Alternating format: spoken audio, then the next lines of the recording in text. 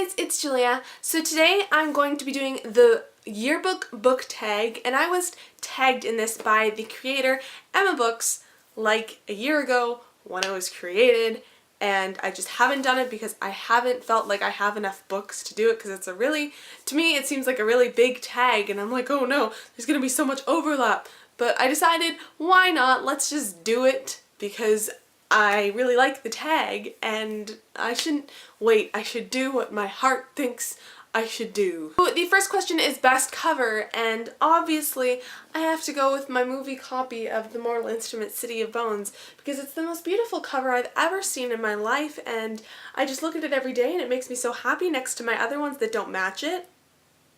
But in all seriousness, my favorite covers, I have a tie, and it is between Anna and the French Kiss by Stephanie Perkins, this edition, and the Selection by Kira Cass, because these covers are gorgeous, and the dresses, I just want all of them because they're so pretty, and these ones are just so simple but beautiful, and I love these covers so much. The next question is best male protagonist, and obviously I am going to go with Harry Potter from the Harry Potter series.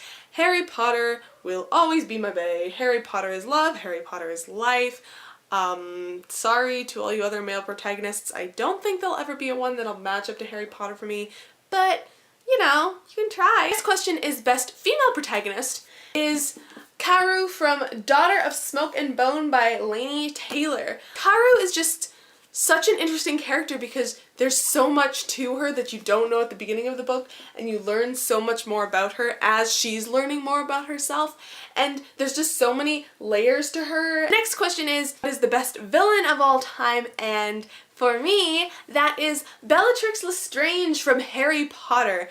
I love Bellatrix Lestrange. She's crazy. Like, she's completely crazy in the mind and insane, psychopath, and she is so fabulous. I love her character so much. In the movies and in the books, she is just perfection. I have loved Bellatrix Lestrange since like day one. Next question is cutest couple, and for that one I chose Simon and Isabel from the Mortal Instruments series, as I pull out my ugly copy of City of Bones once again. Simon and Izzy are just the cutest thing I have read, like, ever. And I mean, of course, there's all these contemporary books with all their cute contemporary couples, but no, these two are just, they were meant to be together. They're so perfect together, and their chemistry is just amazing.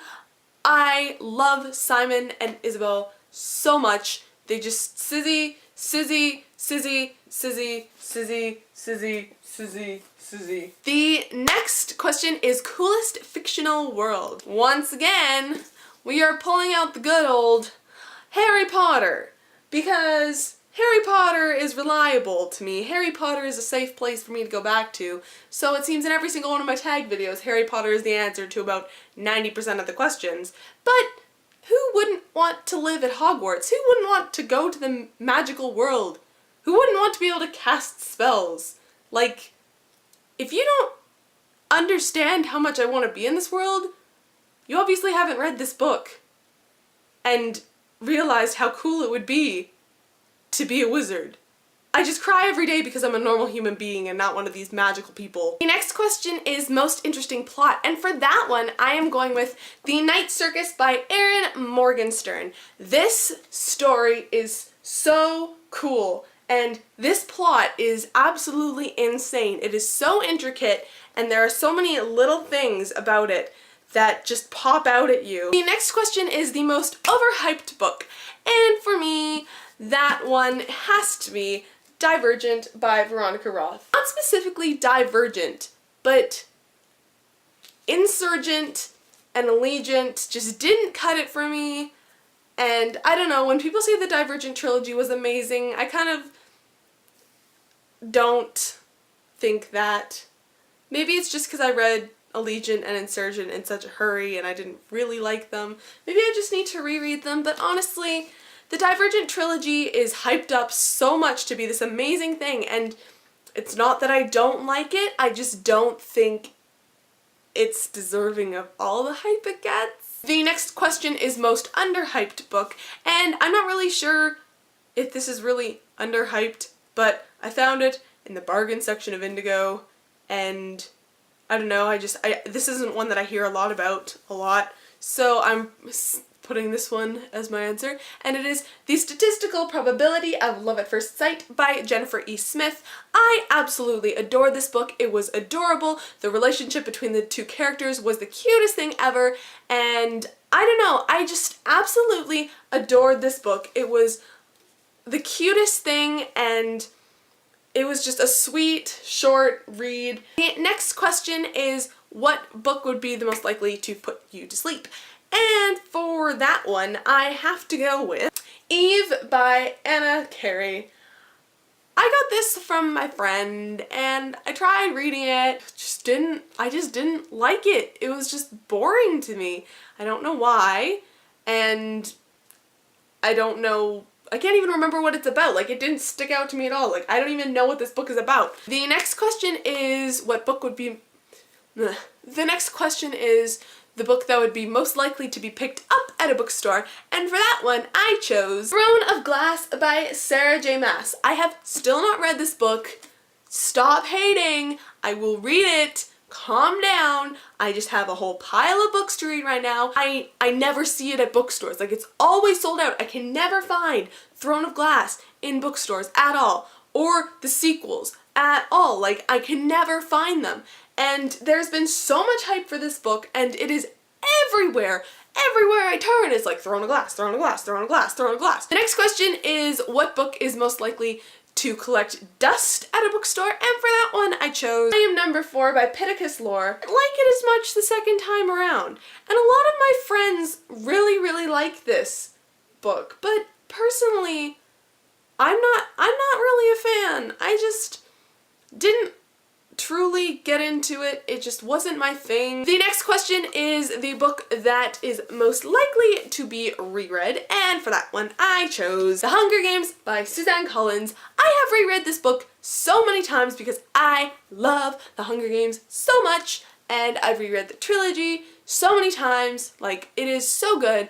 I love it. I will just pick it up when I need a book to read, like I'm just bored or in a reading slump. I'll just pick it up and start reading it again. Don't even have to start from the beginning. Just pick it up and read it because it just makes me happy, and I'll just reread the entire trilogy and be like, oh, this feels so good. You know, like, you can kind of tell because it's a little bit ratchet. Like, I didn't know there was silver under books, but apparently there is, because I reread this so many times. It kind of dies, and you know, stuff happens sometimes. And the last question of this incredibly long book tag is, what is your #1 greatest book? And for this one, of course, if you have seen my tags before, you know I am obsessed with this book. I've been obsessed with this book since I started BookTube. It is Perks of Being a Wallflower by Stephen Chbosky, my favorite book of all time. I have reread this book countless times. I have watched the movie countless times. I have cried every time. This book is incredible. It is my favorite book I've ever read. I will reread this one every day. I will never get rid of this. I want 10 copies of it so I can read it wherever I am because it is amazing, and I don't even know why I love it so much. It is just incredible. Go read it if you have not read it.